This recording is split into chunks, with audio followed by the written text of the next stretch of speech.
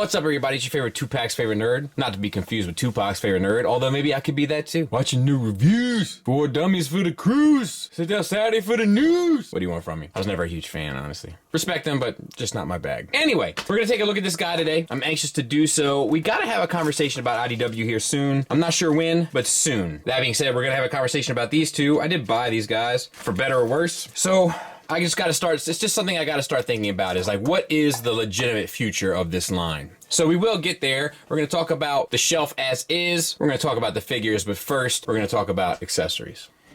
You get an extra kind of tech head where it has like an antenna, and mine is loose. I'm guessing that it's supposed to be removed. I don't know why you would wanna remove it, but it's the only thing that cued me in is because it wasn't quite in all the way, so to speak.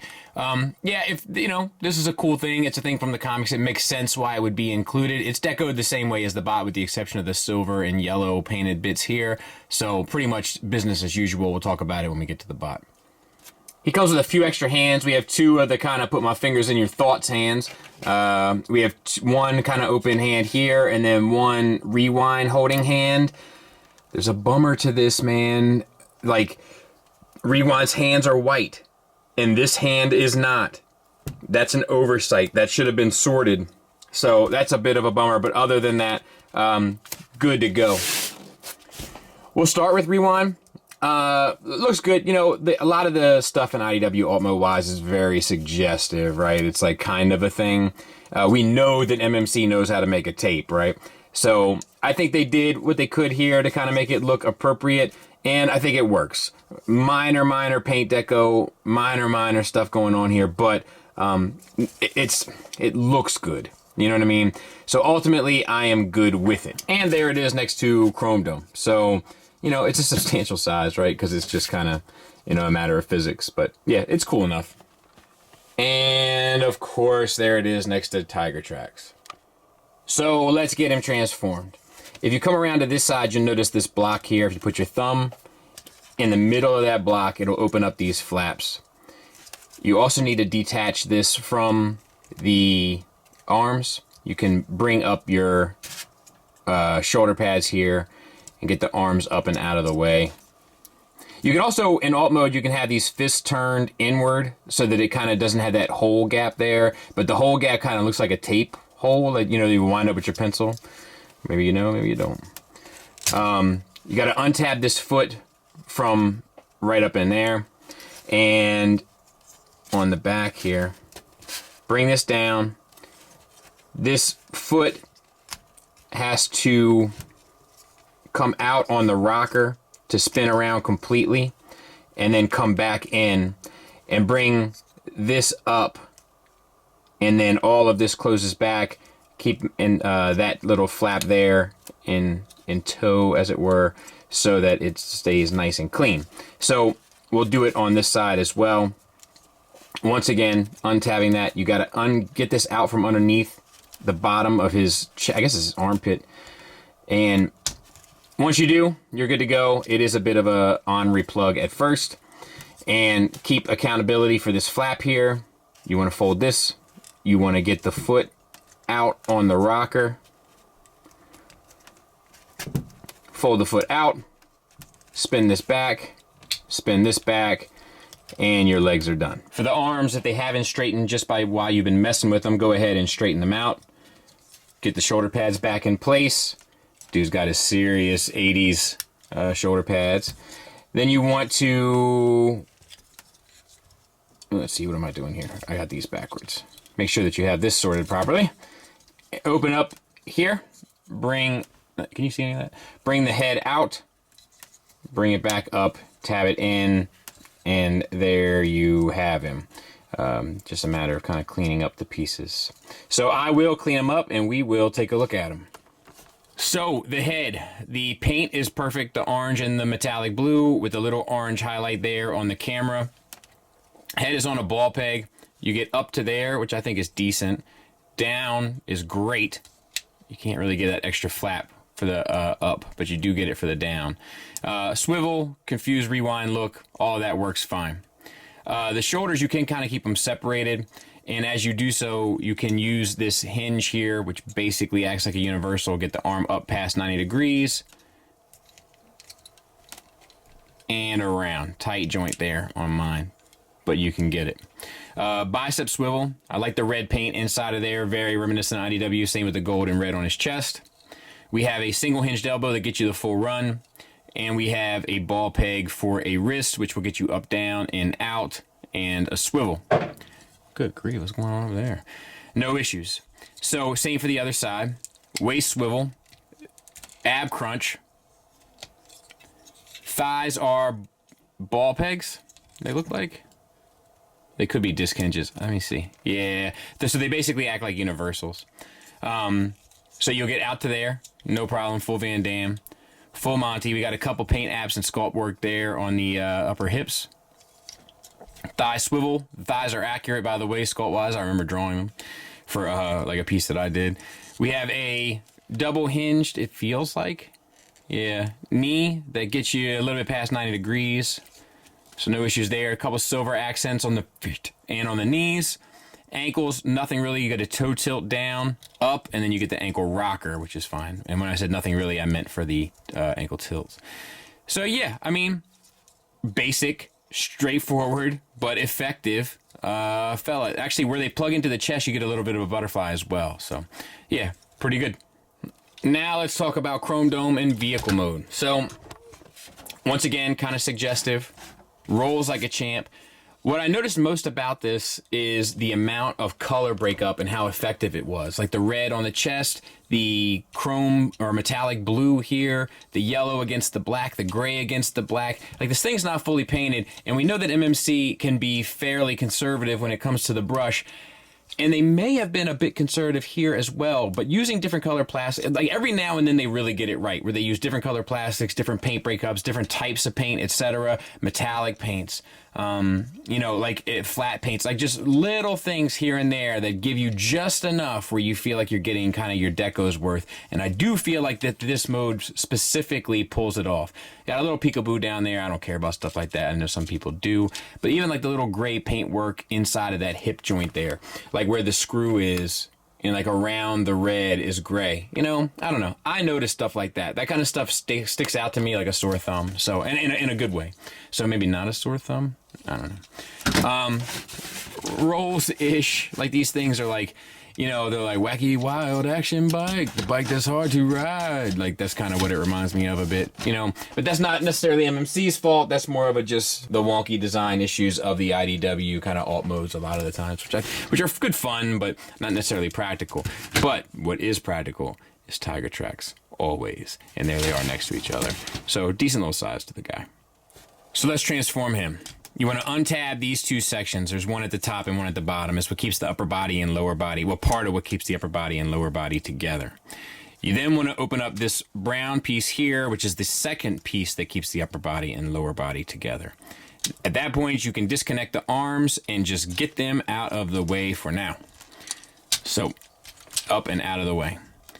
Then you want to bring, there's a knee bend right here where this silver paint is. And you want to bring this so that all of that, it's hard to explain, but that this thigh cover here comes around and fills in that space and follows the code kind of this arrow here at the knee. So I'll try to show it again. So as you can see, it's bent here at like mid thigh, but that's not the knee. This is the knee down here with the silver piece. So straighten that out and then bend at the knee. And then you'll see that you have the clearance to kind of move that cover around to the front. And then you can straighten the knee and then rotate the thigh around to the front. Now, in the back here, these pieces here are intended to lock that section in alt mode, but they're not. So they're not in right now. So just make sure that they're unlocked. Bring down the feet. There's a peg here in the gray piece that plugs into the tire. And that can be a little tricky to kind of see, but once you have it, you got it. And then this is deep thoughts, right? Once you have it, you got it. And then you can open up for goodness sake. So yeah, lock it in and then bring out the heel on the back. So same on this side. Bring down the foot. You want to get the kind of heel in the right spot because there are a couple tabs. I think I had the wrong one before. And that will give you some sort of idea as to which tab to use for this gray piece. Once you have it, you're good to go. Flip out the heel, and that is the lower body done. Just smooth those up to the front. All right, now for an arm. So unlock the wheel from this side piece here. Not your side piece, but this side piece. And then you want to rotate at the bicep so that the elbow is sitting in the right spot, and then rotate your flip flap here onto this side and your hand back around if it moves. At that point, so when you go from car mode, this thing is flapped up. As you go and transform this thing, as you can see, it has a tendency to kind of just fall into place anyway. If it hasn't, do that. This one comes around as well and tabs in, and then this whole section comes up and tabs into the side of the arm.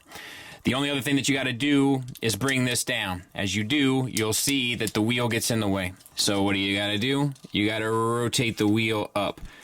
And I hate having to rotate wheels up, but that's what's required. Once you have, you'll see that it is out of the way, and then you can tab it into the side, and then this piece double hinges down on the other side.